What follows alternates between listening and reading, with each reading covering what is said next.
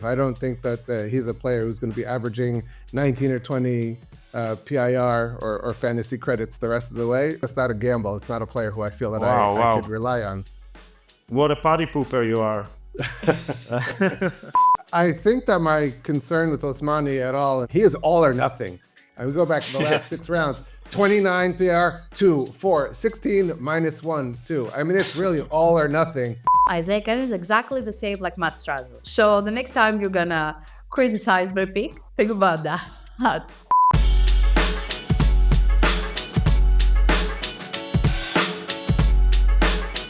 Welcome back to the EuroLeague Fantasy Challenge podcast. This is episode lucky number 17, so thank you for joining us. I am one of your co-hosts, Frankie Saxton. I'm joined by Vasiliki. But since last week was a bit of an up and down, and there's unlimited trades, we went for a third co-host instead of Javier Cancedo this week. Welcome to the show, Arale Weisberg.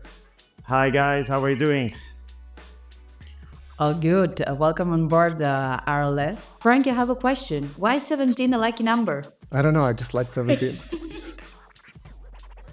Perfect. Okay. Since we got that out of the way, we should get something else out of the way. The winners from the previous rounds. The team Zweite Mannschaft won in our private fantasy league with 219 credits. And for round 22, it was George Radzelovic, who amounted to 225.35 credits. Big scores there. Nothing like us. If we can please delete round 21 and round 22 and move straight forward to round 23, I will be the happiest girl on earth. I don't think that Arale necessarily wants to delete it because he did pretty well. But I do have to point out, as I often would needle Javi, Arale, I think you have like 8 teams, right? Yeah, something like that. I have to admit that I had even more at the beginning. I always do that. I put every option that I can think about, and during the first rounds, I delete some teams. This specific team that we're gonna discuss later has been rocking in the last 3 or 4 rounds. So touch wood, I think we are off to a better position right now. Yeah, I believe your top team is 490th overall, which is a very impressive score. Vasiliki and I do need to point out for everybody, we each only have 1 team. So yes, when we make a mistake, it hurts more. I have my Q&A post on the official EuroLeague Fantasy Instagram account every week. I'm giving people some advices and stuff, but I learn a lot from the questions, and it gives you many ideas. So try to read it because people have some very, very nice ideas. People will point out things you may not have realized. Maybe there's a player that's hurt or matchup you hadn't considered. And they'll ask you about it. And then, of course, you have to pretend like you knew and give a wise response. But you can learn a lot from the question. So I do love it when I have that opportunity. And it's great that you get to do that every week. The good thing about round 23 is that we have unlimited trades, and we have to talk about some budget options. We will recommend some cheaper options, some more expensive players, some mid-level players. So I think Arale should go first. Do you have like a superstar that you advise people that should get now they have unlimited trades? If you don't have Sasha Vezenkov and TJ Shorts, do it now. I know it's expensive. I know you say, okay, but if I get someone cheaper, I'll get 2 players. Forget it. Those players gonna get you the numbers. They're gonna get you some good night's sleep because you can always count on them to deliver. I will mention 2 players who I don't have, who I wonder if by Wednesday I may somehow bring them in. One is Theo Maladant, who I've had almost all season, and it pains me not to have in my lineup. But I didn't want to go with the superstars and scrubs right now after a poor week. I wanted some more players in my 8th and 9th, and if I went with him at 17 plus credits, I was afraid that I'd be stuck at the end. So I didn't, but I may regret that. And also, at least for this week, but he's been red hot lately, is Carlik Jones of Partizan, who's not quite as expensive as those guys, but I think that against Paris, it should be a strong game for him. And if you have a way to get him in the lineup, I think he is one of the elite guards who's also worth considering this week. I have 2 more names that I want to pop up as like most expensive options. Kendrick Nunn. I know he had a terrible week. I know it firsthand. It hurt me so bad that I was this close on selling him. But as the wise Harry Gonzalo said, Nan at home is the best Nan, and Panathinaikos is hosting Zalgiris in this round. So I think maybe this is a chance for Kendrick Nunn to bounce back to his good old self and provide some high score. But I was also really tempted to buy in his place Evan Fournier, who had an outstanding game against Real in Madrid, and that says a lot. And Olympiacos is playing at home against Fenerbahce. They both played at the first round of the EuroLeague, and Fournier wasn't at his peak. At that time, he was still pretty new to the team and he didn't have a good game. So I think maybe this is a chance for him to redeem himself about that game. So I'm tempted into trading Nan to get Fournier, but I haven't decided yet. I think I will go with Nan, but we will see. There's two reasons that I removed him from the lineup. One is because it hurt so much to have him in my team last week that I didn't want to see his name there this week. But the other reason is I just fear that the Žalgiris game, even though it's a home game, might be a slightly slower pace and there's fewer possessions and he gets fewer shots and therefore he doesn't put up the big numbers. When I had those questions, running around, then I just decided to go in a different direction. I believe that Nan is going to make a 20-plus game because, as you said, Nan at Oaxaca is unstoppable. My only concern is that the next game of Panathinaikos is again on the road, and you don't want to bring such a player for only one round. My dilemma is between him and Isaiah Cordinier. Cordinier is the big star of Bologna. Cordinier is, of course, a friend of the podcast, so we're all a big fan of his after he joined us here a few episodes ago. And I expect him to be one of the breakout stars of the season after the way he played at the Olympics. And he's been great lately, but now that Toko Shengelia is back, I wonder if that's going to cut into a little bit of his usage, and that will hurt him fantasy-wise. What about mid-level players? Frankie, you should go first now. I feel like my whole roster here is mid-level players, but one guy who I like a lot right now, if we're going back to Partizan against Paris, is Sterling Brown, just because he's been on fire. That's what led me not to have Carlik Jones, because I didn't want to have two members at the backcourt, and I feel that for less money, Brown has been just as good lately, including on Sunday night in the Adriatic League. But his last few EuroLeague games, he's been simply outstanding. And sometimes when you get a guy who's that red hot, you have to have him. I have to go with Filip Petrushev. I really like the way Zvezda are using him, and I really like players playing against Maccabi, because Maccabi, well, they can't reach the play-in or the playoffs, so at least they're going to give us some credits on fantasy. That's good. That's very important. I've been going with Jalen Horde throughout the whole season, and he's been doing great.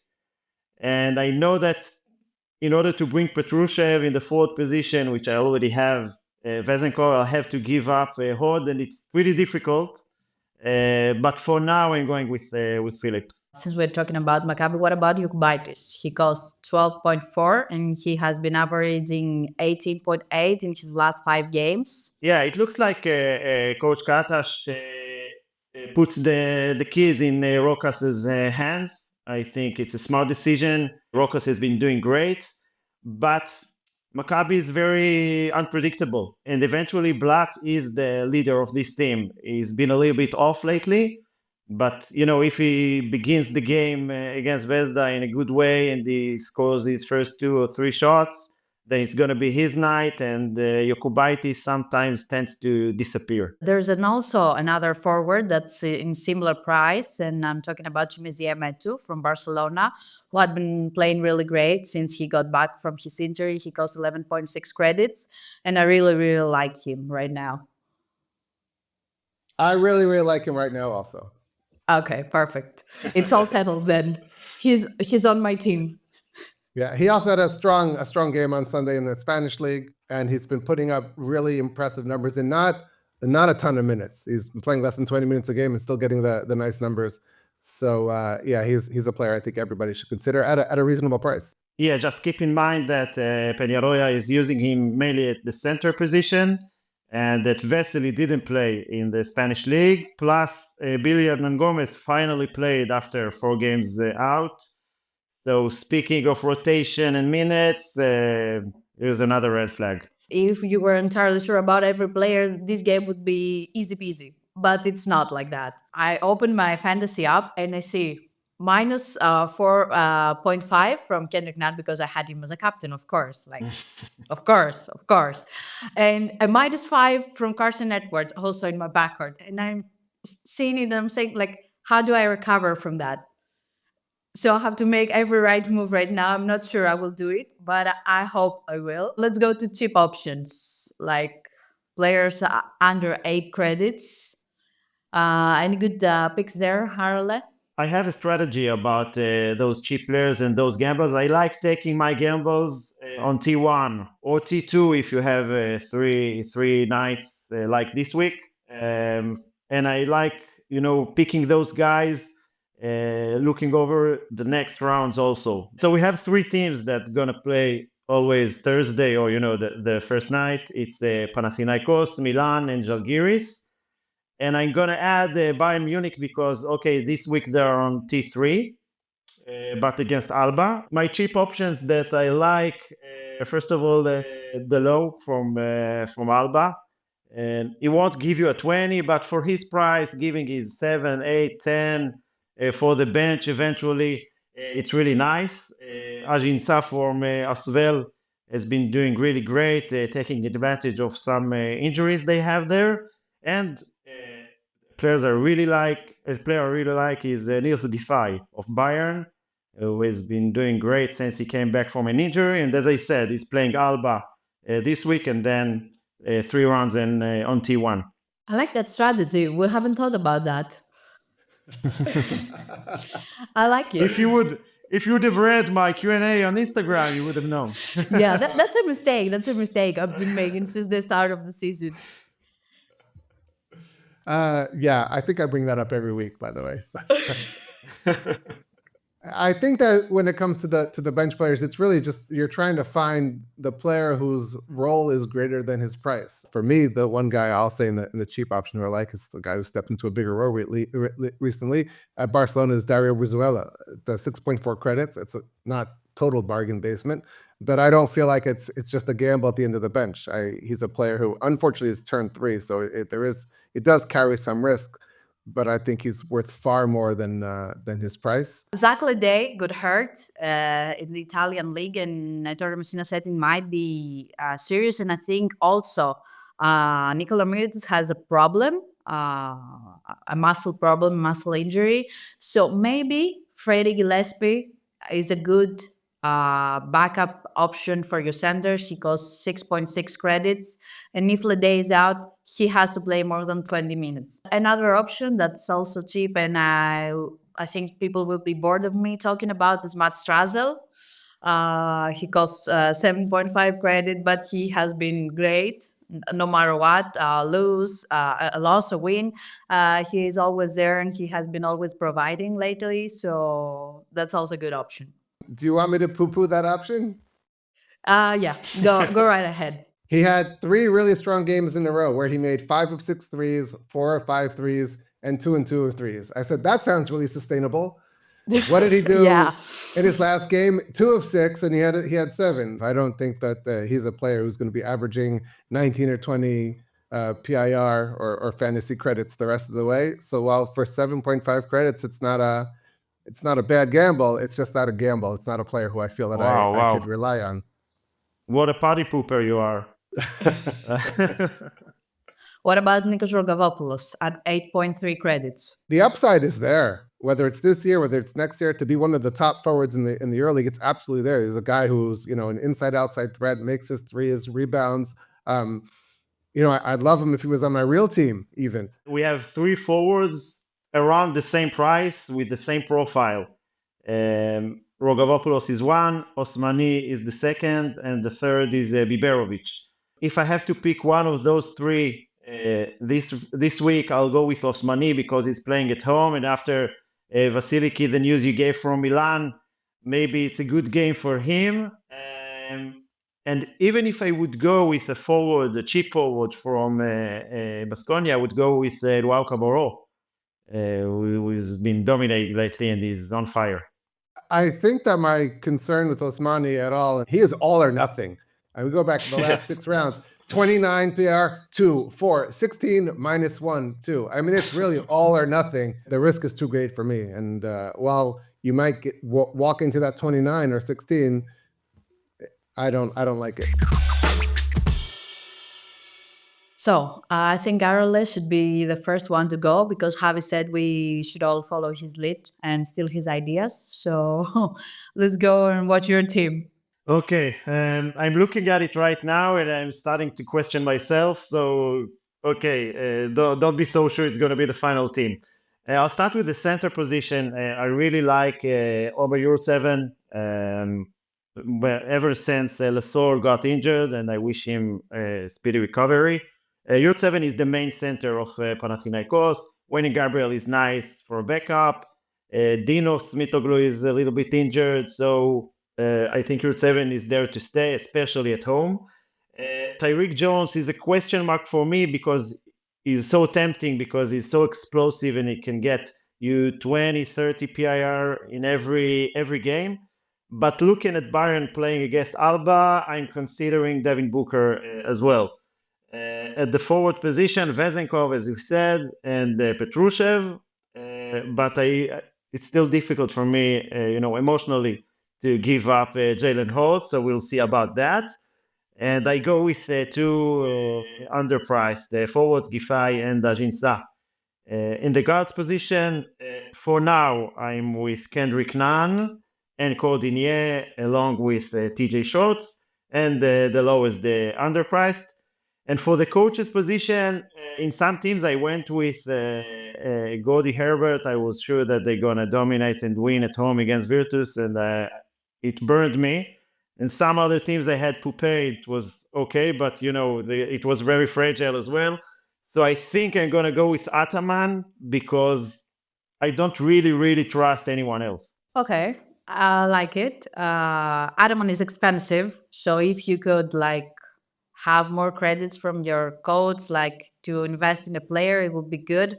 But I understand the logic. Panathinaikos is coming from 2 defeats. They're playing at home. They had been red hot when they're playing in Oaxaca lately, so maybe that's a good option there. But then again, Frankie will say it will be a slow-paced game. It won't be a blowout, and will ruin your pick. No, if you win by 10 points, that's 20 points for the coach. I think that's worthwhile. I will say that last week I had Jasikovic as my head coach until right before tip-off on Thursday. Somebody convinced me that I could get far more credits if I went with Coach Herbert, which I wasn't considering doing, but they convinced me, and now I'm not talking to that person ever again. So I think if you're totally confident that a coach is going to get you 20 points, then spend a few more credits. It's absolutely worth it. Okay, let's move on to Frankie's team. All right, I am copying the logic at center, and it pains me not to have David McCormick, who I think is also a player who's worth more than his credits. It just hasn't been that way the last couple of weeks, and I'm nervous about the matchup. But he's a player I like a lot, so he's not there. But I'm sticking with Jones and Yurt7. And the other beauty of that in a 3-turn round is having those guys go the first 2. I can completely change my format and not have 2 centers if one of them doesn't do well, and pull someone off the bench. My forwards for the week are John and Musa, who no one's mentioned, but I think is in for not just a good game against Baskonia, but a good rest of the season. Giffey, who we mentioned before, and I think is a worthwhile player. Vazenkov, who everyone has to have. And then Yanni Wetzel at 9.1 credits, who's had a good role for Alba lately. I can't say that I love that pick, but that was my 10th player when I was putting it all together, and with 9.1 credits exactly is what I had left, and that's what he cost. I felt that was the best. But if I start playing around, he could come out. And at guard, Sterling Brown, Leandro Balmaro, who's been playing very well, starting and putting up very consistent, strong numbers from Milan. I like him in the matchup against Efes also. Isaiah Kanan against Maccabi Tel Aviv. There's a little bit more risk there because he's a shooter and the shots don't go in. Then maybe the numbers aren't there, but 7.5 credits on T2 worthwhile. And Dario Brizuelo, I spoke of before, and Coach Sferapolis. If Arale says that Maccabi is giving us fantasy points, then I could take him at the head coach position also. They're gonna win some point, one game. Maybe next week against Alba, but it's coming. Listen, the last time I picked a coach against Maccabi, it was Žalgiris, so that worked out nice for me also. So yeah, I want to point out one thing about Frankie's team. Isaiah Cannon is exactly the same like Matt Strazel. If the shots don't fall in, he's not gonna give you much. So the next time you're gonna criticize my pick, think about that. And you told us why not to take Osmani because he's in the 29 and -2, and then you take Isaiah Cannon. Okay. Yeah, he's speechless now. I have a feeling about Kanan this week. That's all. I have a feeling. You Okay, can you great. can't go against the gut feeling. Okay. So for me, as Arale said, Devin Booker should have a great game against Alba Berlin because they don't really have a body to stop him. Okay, David McCormack is there, but I don't think that's enough when Bayern has Booker and Vogtman who can play at the 5 position. So we'll go with Booker for my main center. And for the backup, I'm still going with Elian Diaye from Real. I know he mostly plays as a forward, but in the game he's listed as a center. So I will stick with him. He costs only 5.6 credits. He's starting the game while Gabriel Deck is out, so there's a chance there that he can provide. For my forwards, I have, of course, none other than Sasa Pazenkov. And I also got Timezi Metu, as I said, and Lugavuka Barrow from Basconia. And I also have Grazulis from Virtus because still Zizic is in and out and he's getting more minutes there because they need some more bodies. And Toko is back, but Grazulis still has his minutes and he only costs 6 credits. So there's upside there too. And for the guards, the first pick I wanted to make this week, since we got unlimited trades, was Sterling Brown. As Frankie said earlier, he has been great lately. I really like him. He costs 11.8 credits. He's not too expensive, so he's a really great option. He plays in turn 1. So if something goes sideways, there are still like opportunities to fix it somehow. I kept Kendrick Nunn, even though he had a terrible week in Spain. I'm really hoping he's not gonna destroy my team again. But I also said that I have doubts, and maybe I will bring Fournier in his position. We will see. I'm sticking with Matt Strazel for my 6th player, and I also got Tonut from Milan. He cost 4.2. That's the best I could get with the money I had left, and he has been getting his minutes. I think he plays around 10 to 15 minutes. So, yeah, there's a chance there. And for the coach, I also went with Sferopoulos. My first choice, I have to be honest, it was Vasilis Panoulis because Monaco had 2 losses in the double round and they need to bounce back right now. They're playing in Virtus in Bologna.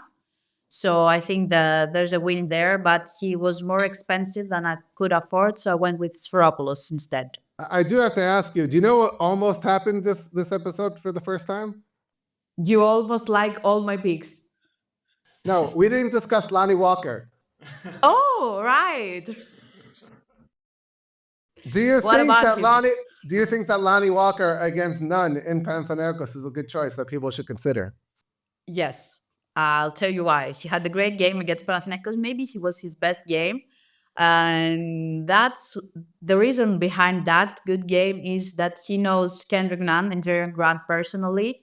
And usually Americans who come to EuroLeague and have no knowledge about this league or what's going on here are extra motivated when they find someone they know. But playing in Oaxaca, maybe it's not great. If it was in Kaunas, it would be perfect. But still, a good choice, I think. I think it makes only the Kendrick Nunn case much stronger. He's gonna bounce back after 2 terrible games at home and against his friend. There's nothing not to like here. So now you're saying I need to rework my team to find room Yeah. for Kendrick Nunn? You have a lot of work to do. Yeah, I think if I do all that work, I'm going to go back to Theo Maladon anyway. But it's really hard to look at my team without Theo. I am Team Theo, but Team Theo. Okay. yeah. Last but not least, captain selections. Frankie. I have Tyreek Jones as my turn 1 captain. If it does not go well, I have John and Musa waiting in turn 2. And like everybody in the fantasy world, Vez for Prez in turn 3. Arale? My T1 captain is TJ Shorts. Turn 2, I hope I'm not going to use it because TJ Shorts will give me 30 PIR, but Kendrick Nunn or Cordinier for T2. I mean, it's supposed to be Kendrick Nunn, but it's really difficult after last week. And T3, as everyone picks, Sasha Vezenkov. Yeah, I will go the same route as you. I have Sterling Brown from Partizan who plays in T1 as my captain.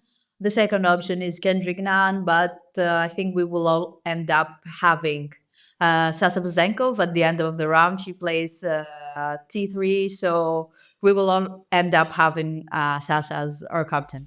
I want to thank everybody for staying with us with this extra long episode, and I hope that you found it informative. We do miss Javi, and we wish him well, and we hope to have him back next week.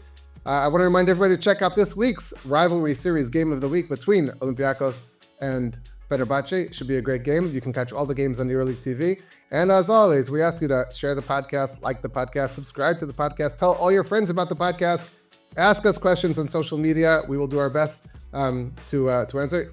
Ask Arale questions about his team on Instagram every Thursday. Will be Wednesday this week. And we will see, at least Vasiliki and I will see you here back next week. Thank you again, Arale, for joining us. And Thank you.